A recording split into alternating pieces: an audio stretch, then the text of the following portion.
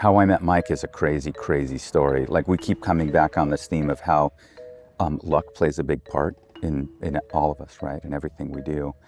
Mike and I, we kind of knew each other peripherally from classes we'd had together, but didn't really know each other. I didn't know his name and vice versa.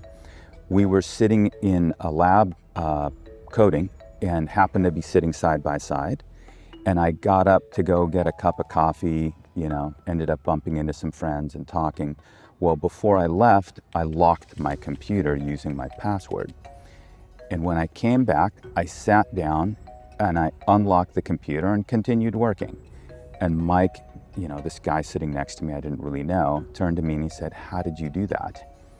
And I said, "What? You just lock it when you leave, you unlock it when you come back." And he says, "No, while you were gone, it timed out and I locked it using my password. How did you unlock it?" And I said, "What's your password?" And it turned out, by some crazy coincidence, we both were using the same password. If that moment doesn't happen, maybe Mike and I never really meet each other, never become friends. Maybe Blizzard never exists. So you get a chance to meet some of what turned out to be early founders. Yeah. Did you have to pull them into making a company together, or was that all a natural, like, yeah, this feels like the right thing to do? Today, we all know this is a legitimate, real business. Right. What we make impacts, millions of lives in the best possible way. Back then, it was such a little closet niche sort of hobby.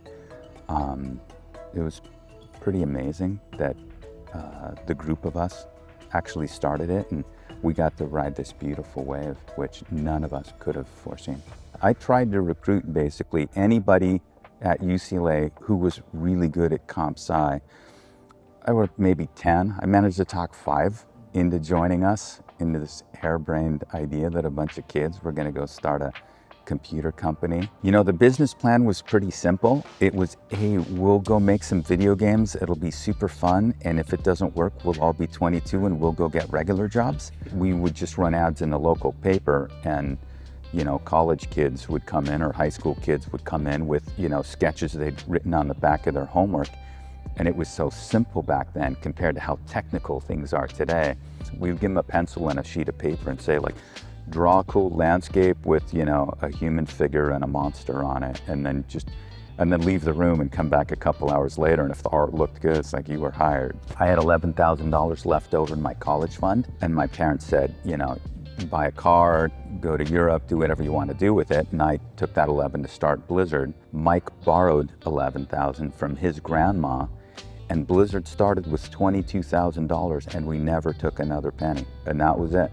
What was that fire in your belly that you would say kept on driving you, more than just like, hey, we play games, we're having fun, like, let's start a business? Was that just a pure desire to follow your passion? My whole life, the most fun thing that I know to do is to make and play video games. I still, to this day, I probably play between 2 to 4 hours of games per day. It's across all platforms, AAA and indie, by the way. And so that passion has been with me since that Apple II Plus at 14 years old, and it's never left. So that's what's driven me. It's the art and craft of making the games that is so incredibly satisfying. And then, of course, the success that Blizzard's had over the years reinforces that, because when you see like all the good that it does, the joy and the stories and the people and the relationships people who've met on World of Warcraft and other things and built lifelong friendships, or even met their spouses. It's fun and it's pretty gratifying all at the same time, and it's creative and it's artistic. It's all the things you want. So for me, that passion comes from that.